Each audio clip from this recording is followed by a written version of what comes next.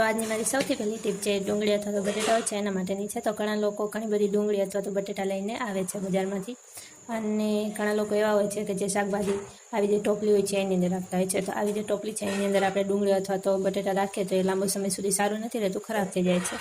તો આ જે ડુંગળી અથવા તો બટેટા છે એને લાંબો સમય સુધી સારું રાખવું હોય તો આપણે શું કરવાનું છે એ સૌથી પહેલાં આપણે જે આવું છાપું હોય છે છાપું લઈ લેવાનું કોઈ પણ રકમનું, અને એના આવી રીતે આપણે ટુકડા કરી લેવાના છે. અને પછી આપણે જે આ ટુકડા છે એના બોલ્સ બનાવી લેવાના છે આવી રીતે, અને પછી એને આપણે જે ડુંગળી અને બટેટા હોય છે એ બધાની વચ્ચે વચ્ચે મૂકી દેવાના છે. તો આવું કરવાથી શું થશે કે ડુંગળી અને બટેટા એકદમ છૂટા છૂટા રહેશે, ભેગા નહીં થાય, અને છૂટા રહેવાના કારણે ડુંગળી અને બટેટા લાંબો સમય સુધી સારા રહેશે. તો આ જે ટીપ છે તમને કેવી લાગે મને કોમેન્ટમાં જરૂરથી જણાવજો. તો આની પછીની ટીપ આપણે જોઈ લઈએ.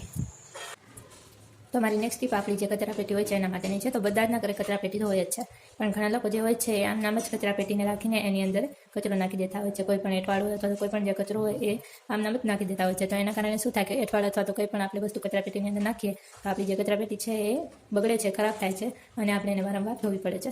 તો આપણે જે કચરાપેટી છે એ બગડે ને ખરાબ ના થાય એના માટે આપણે શું કરવાનું, સૌથી પહેલાં આપણે કોઈ પણ જે આ પ્લાસ્ટિકની થેલી હોય છે લઈ લેવાની છે. એવું નથી કે આપણે બહારથી જે પ્લાસ્ટિક બેગ હોય છે એ ખરીદીને લાવીએ, એવો આપણે ખોટો ખર્ચો નથી કરવાનો. આપણા ઘરમાં કોઈ પણ જે આવી પ્લાસ્ટિક બેગ હોય છે જે નકામી તૂટી ગઈ એ આપણે લેવાની છે, અને એને આપણે આવી રીતે જે ડોલ હોય છે કચરાપેટી એની અંદર આવી રીતે ફેરાઈ દેવાની છે. અને પછી આપણે કોઈ પણ જે કચરો હોય છે એઠવાડો અથવા તો કોઈ પણ જે કચરો હોય એને આપણે આની અંદર નાખી દેવાનો છે.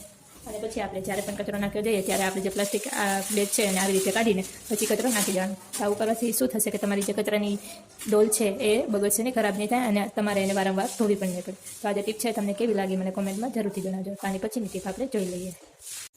તમારી નેક્સ્ટ ટીપ જે સિંક હોય છે એના માટેની છે. તો આપણું જે સિંક હોય છે એને આપણે દરરોજ સાબુ વડે ધોતા હોઈએ છીએ. તો ઘણી વખત એવું થાય કે આ જે સિંક છે એની જે શાઇન હોય છે જતી રહે છે. આપણું જે સિંક છે એકદમ જૂના જેવું થઈ જાય છે, અને એની આસપાસ ઘણા બધા જે પાણીના ડાઘા હોય છે ડાઘા થઈ જતા હોય છે. તો આપણે જે આપણું સિંક છે એને એકદમ નવા જેવું કઈ રીતે બનાવવું એ હું તમને જણાવું. એના માટે આપણે શું કરવાનું છે કે સૌથી પહેલાં એક કોલગેટ લેવાનું છે, અને કોલગેટને આપણે જે સિંક હોય છે એની અંદર થોડુંક નાખી દેવાનું છે આવી રીતે. પછી આપણે જે આ સિંક છે એની અંદર થોડુંક જે શેમ્પૂ છે શેમ્પૂ નાખી દેવાનું છે.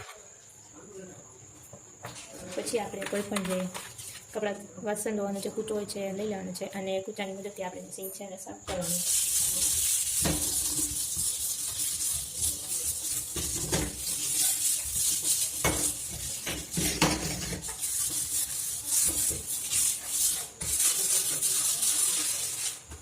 તો આવું કરવાથી શું થશે કે આપણે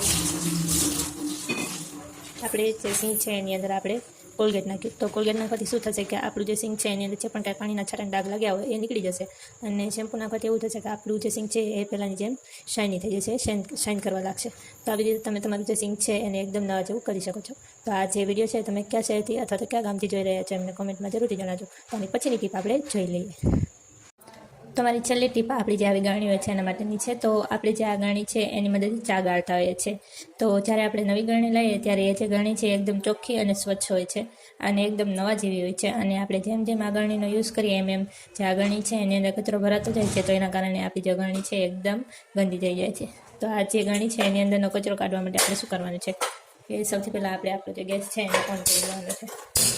પછી આપણે જે આ ગેસ છે એને ફૂલ નથી રાખવાનો, આપણે એની જે ફ્લેમ છે એકદમ ધીમી કરી લેવાની છે. અને પછી આપણે જે આ ગાણી છે એને ગેસની ઉપર આવી રીતે રાખવાની છે, અને આવી રીતે આપણે જે ગેસ હોય છે એની ઉપર જે ગાણી છે એને આવી રીતે ફેરવવાની છે. તો આવું કરવાથી શું થશે કે ગાણીની અંદરનો જે પણ કાંઈ કચરો છે એ બળી જશે અને નીકળી જશે, અને તમારી જે ગાણી છે એકદમ સ્વચ્છ અને સાફ થઈ જશે. તો આવી રીતે તમે જે ગાણી હોય છે એને સાફ કરી શકો છો. તો આજનો વિડીયો તમને કેવો લાગ્યો મને કોમેન્ટમાં જરૂરથી જણાવતા જજો. અને એની જ સાથે આજનો વિડીયો તમને પસંદ આવે તો મારી ચેનલને સબસ્ક્રાઈબ જરૂરથી કરતા જજો, અને વિડીયોને એક લાઇક પણ જરૂરથી કરતા જજો, અને કોમેન્ટમાં લખતા જજો જય શ્રી રામ, જય હનુમાન દાદા. તો કાલે પણ મળીશું તમને આવી અવનવી ટિપ્સ સાથે.